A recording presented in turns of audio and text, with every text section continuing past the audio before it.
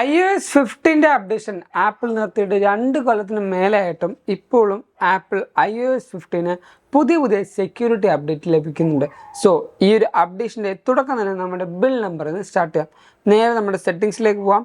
അവിടെ ജനറൽ ഓപ്ഷനിൽ പോയി കണ്ട് നമ്മുടെ ഈ പറഞ്ഞ എബൌട്ട് സെക്ഷനിൽ ഇവിടെ സോഫ്റ്റ്വെയർ ടാപ്പ് ചെയ്യുമ്പോൾ ഇപ്പോൾ നമുക്ക് കാണാൻ പറ്റും iOS 15.8.1 19H380 എന്ന്. ഇതാണ് നമ്മുടെ ഒഫീഷ്യൽ അപ്ഡേറ്റിൻ്റെ ബിൽ നമ്പർ എന്ന് പറയുന്നത്.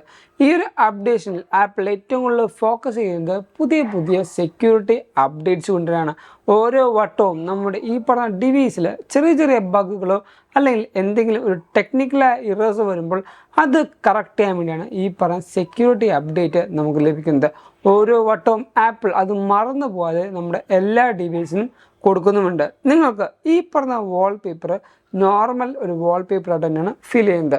പക്ഷേ iOS 17 നിങ്ങൾ നോക്കുമ്പോൾ മനസ്സിലാവും ഇവിടെ നിങ്ങൾക്ക് ഈ പറഞ്ഞ യൂണിറ്റി ബ്ലൂം എന്ന് പറയുന്ന പുതിയ വാൾപേപ്പർ കളക്ഷൻസ് ലഭിക്കുന്നുണ്ട്.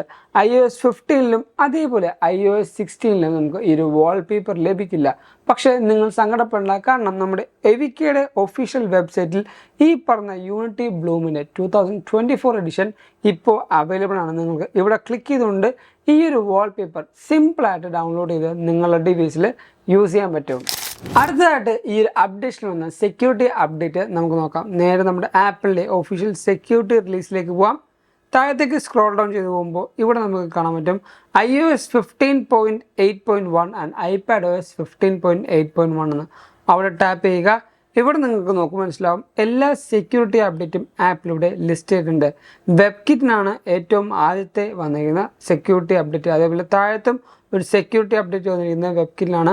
2 വെബ് കിറ്റിനാണ് ഈ പറഞ്ഞ സെക്യൂരിറ്റി അപ്ഡേറ്റ് ആപ്പിൾ കൊണ്ടുവന്നിരിക്കുന്നത്. ഇനി ഈ ഒരു അപ്ഡേഷനിൽ വന്നതിന് ശേഷം എനിക്കുണ്ടായ പെർഫോമൻസ് ചേഞ്ച് ചോദിച്ചാൽ എനിക്ക് ഡീസൻ്റ് ആയിട്ട് തന്നെയാണ് ഈ പറയുന്ന ആപ്ലിക്കേഷൻസും ബാക്കി കാരണം യൂസ് ചെയ്യാൻ പറ്റുന്നത്. ഇപ്പോൾ ഈ പറയുന്ന ആപ്പ് ലൈബ്രറി എടുക്കുമ്പോഴും അത്യാവശ്യം സ്മൂത്ത് ആയിട്ട് തന്നെയാണ് എൻ്റെ ഈ പറയുന്ന iPhone 7 Plusൽ എനിക്ക് യൂസ് ചെയ്യാൻ പറ്റുന്നത്. ഇനി ബാറ്ററി ഹെൽത്തിൻ്റെ കാര്യം നോക്കുകയാണെങ്കിൽ എൻ്റെ ബാറ്ററിയുടെ കാര്യം കുറച്ച് പരിതാപകരമാണ്. കാരണം എൻ്റെ ബാറ്ററിയുടെ ആ ഒരു പരിപ്പ് ഇളകിയിരിക്കുകയാണ്. ഇപ്പോൾ നോക്കുമ്പോൾ മനസ്സിലാവും 79% എൻ്റെ മാക്സിമം കപ്പാസിറ്റി നിൽക്കുന്നത്. അത്യാവശ്യം നല്ല രീതിക്ക് ഈ ഒരു ഡിവൈസിൽ ഞാൻ ഗെയിം കളിക്കുമായിരുന്നു. അതുകൊണ്ട് തന്നെയാണ് എൻ്റെ ഡിവൈസിൽ ഈ പറയുന്ന ബാറ്ററി ഇത്ര വേഗം ഇറങ്ങിപ്പോയത്. സോ ഇനിയും ഇതേപോലുള്ള പുതിയ അപ്ഡേഷൻസ് ആപ്പിൾ റിലീസ് ചെയ്യും. ഇതേപോലെ പുതിയ അപ്ഡേഷൻസ് ആപ്പിൾ തന്നെയാണെങ്കിൽ നമ്മുടെ ചാനലിൽ നമ്മൾ പബ്ലിഷ് ചെയ്യും. സോ ഇതേപോലെ പുതിയ വീഡിയോസും കാണാനായിട്ട് നമ്മുടെ ചാനൽ എന്തായാലും സബ്സ്ക്രൈബ് ചെയ്യുക.